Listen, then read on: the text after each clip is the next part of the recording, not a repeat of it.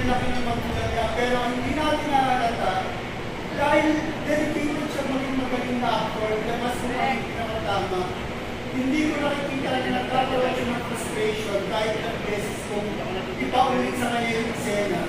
At saka ako yung klase kasi ng director na madalas hindi ako sumusunod sa screen. Kung ano yung nakalatag na screen, masasabi ng lahat yun.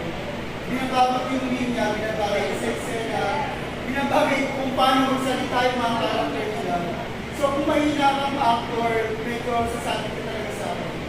And ang masasabi ko lang sa mga artista ng Totoy ba to, lahat sila magagaling.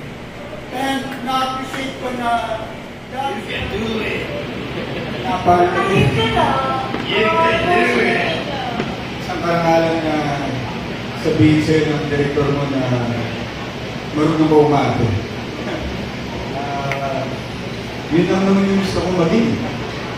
Mahusay na aktor. Kaya ng Lolo Paquito ko. Kaya ng Manong Joe ko. Kaya ng namin ko si Chester Diaz. Kaya ng